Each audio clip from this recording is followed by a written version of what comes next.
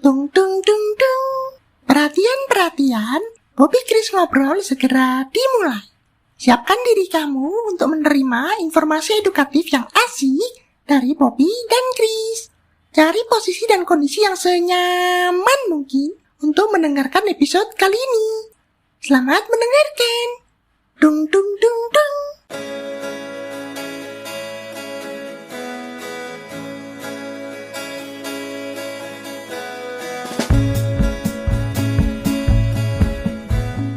Selamat datang di Omi, obrolan minggu ini. Segmen yang akan membuat kamu lebih termotivasi, terinspirasi, dan lebih semangat menjalani hari-hari kamu.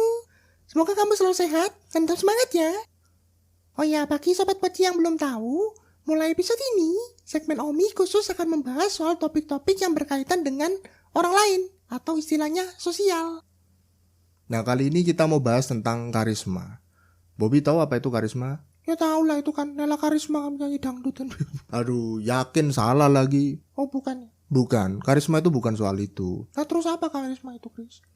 Karisma itu sesuatu yang membuat orang lain suka dengan kita, percaya dengan kita, dan ingin dipimpin oleh kita. Wah keren ya bisa gitu. Berarti kita nyuruh-nyuruh orang lain lakuin apa yang kita mau dong. Iya, ndak gitu juga sih konsepnya. Biar Bobby sama Sobat Bocin ndak bingung, aku jelasin aja ya. Sebelumnya, mohon maaf kalau episode ini harusnya rilis minggu lalu. Tapi karena aku baru selesai baca bukunya dari Olivia Fox tentang karisma, aku habisin tuh, biar bisa jelasin ke Sobat Boci lebih banyak dan siap bagikan.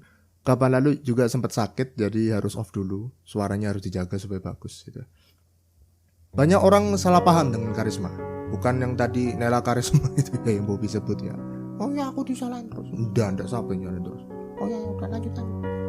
Banyak orang berpikir kalau karisma itu sesuatu kayak kekuatan superhero gitu, kekuatan superpower yang luar biasa, hanya orang-orang tertentu yang punya atau hanya public figure yang punya. Padahal sebenarnya Sobat Boci, karisma itu sesuatu yang bisa dipelajari dan dilatih seperti kemampuan-kemampuan lain, kemampuan berbahasa asing, kemampuan menghitung, kemampuan dalam olahraga misalnya. Itu semua bisa dilatih dan bisa dipelajari. Sederhananya ada 3 yang aku dapat dari buku Olivia Fox, 3 elemen yang membangun karisma.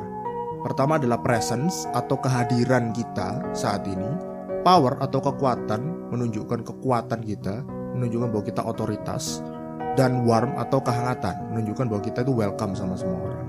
Untuk sederhananya nanti di pembahasan selanjutnya aku akan pakai istilah bahasa Inggrisnya saja. Presence, power, dan warmth. 3 elemen ini yang akan memengaruhi Sobat Boci dalam membentuk atau membangun karisma Sobat Boci. Ketiganya ini bisa muncul salah satu atau salah 2 atau salah 3, pokoknya semua ya bisa. Itu untuk membangun karisma Sobat Boci. Nanti aku bahas cara membangun masing-masing dari 3 elemen ini. Karisma bisa dibangun atau dilatih dengan banyak hal, lewat fisik, lewat mental, dan juga lewat lingkungan. Jadi mengkondisikan lingkungan, maksudnya seperti itu. Nah, kita bahas dulu soal mental karena mental merupakan langkah yang paling awal dan paling utama menurutku dalam memunculkan karisma itu sendiri. Kendala orang terbesar dalam memunculkan karisma dari pikiran atau mental itu ada 4 hal. Pertama, cemas atau gugup karena sesuatu yang tidak pasti, ketidakpuasan karena suka membanding-bandingkan, lalu mengkritik diri sendiri atau inner critic istilahnya, dan yang terakhir itu ragu akan diri sendiri.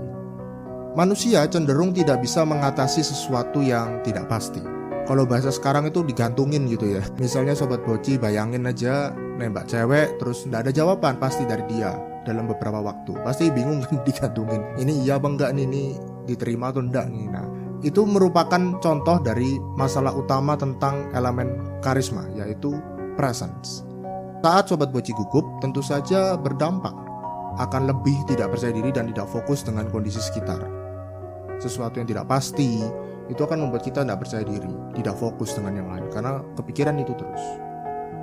Begitu juga dengan perbandingan dengan diri kita sendiri atau perbandingan dengan orang lain. Perbandingan ini juga membuat Sobat Boci bisa lebih merasa minder dan kurang percaya diri. Sebenarnya Sobat Boci, membandingkan adalah hal yang alami, tapi bila diteruskan bisa berdampak lebih buruk seperti iri dan perasaan tidak senang. Dan itu juga menghalangi potensi dari karisma Sobat Boci keluar. Salah satu cara untuk mengatasi 2 hal tadi itu teknik transfer tanggung jawab. Oh transfer tanggung jawab bisa ditransfer ya? pikir cuma duit. Ya enggak lah, masa cuma duit aja. Ini namanya transfer tanggung jawab tekniknya. Prinsipnya adalah memberikan tanggung jawab yang ada di luar kontrol Sobat Boci ke pihak lain yang lebih di atas. Dalam kasus ini kita bicara soal Tuhan, bicara soal takdir, semesta, atau apapun yang lain yang Sobat Boci percaya, yang lebih otoritas, yang lebih di atas Sobat Boci. Kita tahu bahwa tidak bisa kita mengontrol segala sesuatu. Kita hanya bisa mengontrol sesuatu dalam lingkup kita.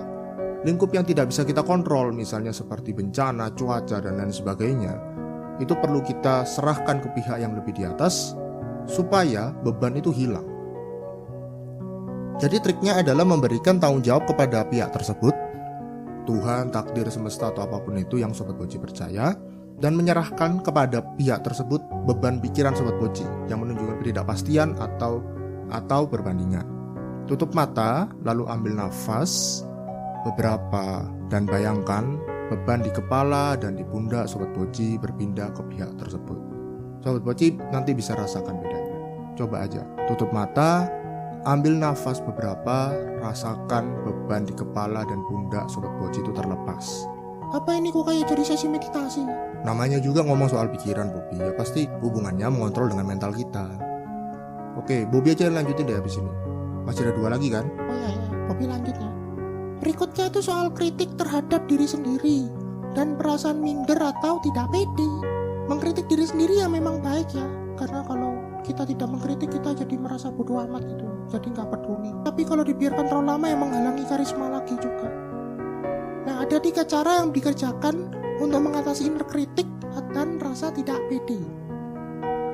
Pertama, Sobat Boci perlu mengingatkan pada diri sendiri kalau perasaan tidak nyaman itu hal yang wajar, hal yang normal. Tidak perlu dibesar-besarkan ya seperti apa sinetron kisah nyata yang sebenarnya cuma dibikin-bikin, itu nggak nyata aslinya. Jangan percaya Sobat Boci. Bisa aja. Iyalah. Sobat Boci bisa pikirkan orang-orang lain yang pernah melewati hal yang sama sebelumnya. Jadi ingat, Bobby mau ngasih tahu ke Sobat Boci kalau Sobat Boci merasakan hal yang tidak nyaman, tidak pede, minder, itu sebenarnya orang lain juga pernah ngerasain. Jadi jangan terlalu dipersonalisasi gitu ya. Personalisasi apa maksudnya? Ya dibuat kayak perasa aku sendiri yang mengalami gitu. Langkah kedua adalah meminimalkan perasaan atau pikiran negatif. Terima hal tersebut sebagai sesuatu yang normal, seperti yang tadi ya, hampir sama. Dan tidak perlu Sobat Boci untuk melawan pikiran tadi atau menekan pikiran tadi. Semakin Sobat Boci tekan, maka akan semakin kuat hal-hal negatif tadi keluar. Jadi kalau ditekan, kita semakin mendorong, maka tambah negatifnya keluar terus gitu. Jadi bayangkan Sobat Boci, pikiran-pikiran itu seperti suara-suara yang Sobat Boci bisa kecilkan volumenya. Jadi kalau ada TV, gak tahu sekarang zaman masih nonton TV deh ya? Masih lah. Oh iya, ada volume di HP itu kan bisa dikecilkan, bisa dibesarkan. Nah itu pikiran-pikiran yang negatif itu bisa dikecilkan volumenya. Yang ketiga itu adalah visualisasi. Nah Chris sudah pernah bahas ya ini berapa kali? Iya pernah. Bobby coba jelasin dikit lagi deh. Oh ya, oke, siap. Bayangkan hal-hal yang lebih positif yang dialami Sobat Boci. Misalnya kalau terlambat karena macet ya mungkin yang di atas itu bukan plafon. Di atas menghindarkan Sobat Boci dari kecelakaan yang di depan. Jadi kalau misalnya ada sesuatu mungkin ada hikmah di balik semuanya. Bisa juga Sobat Boci membayangkan diri dengan kenyataan yang Sobat Boci mau alami. Nah itu namanya kunci visualisasi. Nah itu bisa dibayangkan dulu kenyataannya sebelum mengalami itu. Bisa ditulis dulu di kertas, ditulis sedetail mungkin, dibaca dan dibayangkan. Semakin detail, semakin rinci dan jelas yang Sobat Boci bayangkan akan terjadi pada diri Sobat Boci, akan membuat Sobat Boci lebih siap dan berani menghadapi tantangan dan lebih positif thinking. Nah tadi sudah dibahas sama Bobby mengenai cara membangun mental ya, agar bisa memunculkan karisma. Nah sekarang aku bagikan sedikit tipsnya untuk membangun karisma lewat fisik. Karena aku sempat bahas di episode-episode sebelumnya bahwa perubahan fisik juga bisa berdampak pada perubahan mental Sobat Boci. Apa yang kita ubah dari luar berpengaruh ke dalam. Jadi bukan hanya dari dalam saja ya berpengaruh keluar. Sobat Boci bisa mengubah perilaku, gerakan, dan postur Sobat Boci agar bisa menjadi lebih karismatik. Kita kembali ke 3 elemen dari karisma, yaitu presence, power, dan warmth. Kita akan bahas satu-satu. Untuk menampilkan elemen presence atau menunjukkan bahwa Sobat Boci itu paham hadir gitu ya di tempat itu, jadi fokus ke situ, tidak berpikiran kemana-mana. Sobat Boci bisa tutup mata lagi sebentar, ambil nafas lalu fokus dengan sensasi yang ada di tubuh. Sensasi yang ada di tubuh itu seperti hembusan nafas, dada membesar. Rasakan juga suasana di sekitar Sobat Boci. Nah, dengan hal seperti itu bisa membuat Sobat Boci jadi lebih fokus. Bisa jadi kembali lagi ke duduk permasalahannya. Iya, masa kita ngomong-ngomong habis sama orang terus orangnya gak fokus, kan kayaknya gimana gitu. Iya, betul. 1-5 menit itu sudah lebih dari cukup. Dengan tadi ya, tutup mata, ambil nafas, fokus dengan sensasi ada pada tubuh. Tapi kalau Sobat Boci punya waktu yang lebih banyak, lebih lama, dampaknya juga pasti lebih kuat keluar. Untuk membuat Sobat Boci fokus dan hadir ketika berinteraksi dengan orang lain, tadi masih ingat kita menyesuaikan atau mengkondisikan lingkungan di sekitar kita. Sobat Boci perlu menjauhkan hal-hal yang dapat mengalihkan fokus, seperti main handphone begitu ya, handphone, notifikasi apapun itu, atau sederhana kayak situasi yang lagi belakangan ini panas. Di tempatku lagi panas-panasnya banget soalnya dekat pantai soalnya. Nah, saat Sobat Boci berbicara pastinya juga tidak akan nyaman kan kalau merasa terganggu, panas, merasa nggak fokus, merasa badan ini kayak nggak enak semua gitu kan. Jadi perlu mengkondisikan juga situasi agar bisa saat berinteraksi, saat memunculkan karisma Sobat Boci, khususnya dalam presence atau fokus, perlu untuk mengkondisikan hal-hal seperti itu. Untuk menunjukkan elemen power atau kekuatan, otoritas, Sobat Boci bisa membawakan diri sebagai orang yang percaya diri dalam body gesture ya, dalam body language ya, bahasa tubuh ya.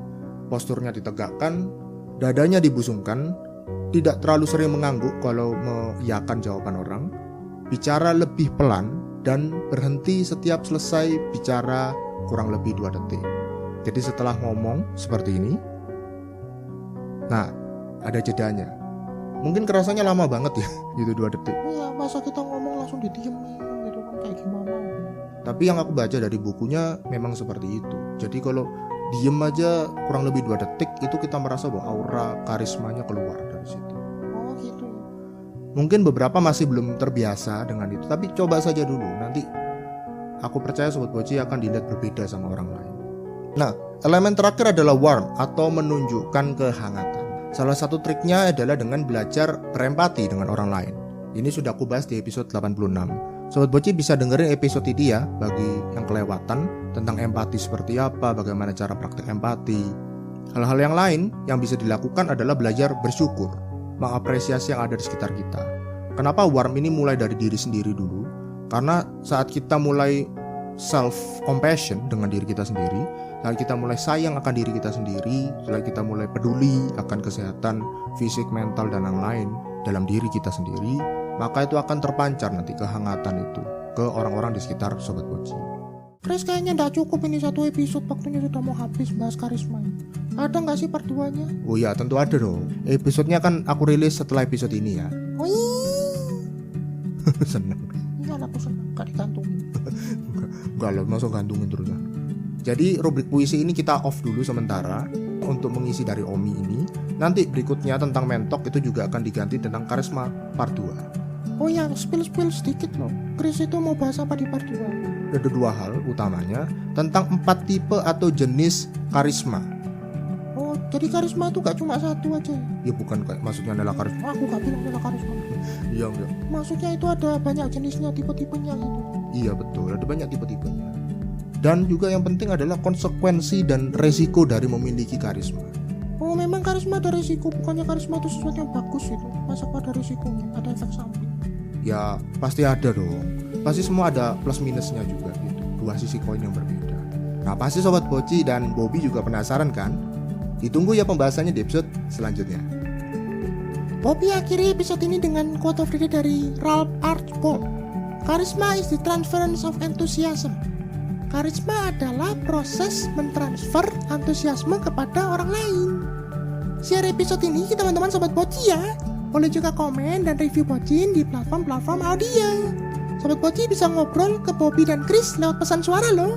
Langsung aja ya, klik link yang ada di deskripsi ya. Pastikan kamu lebih baik dari kemarin.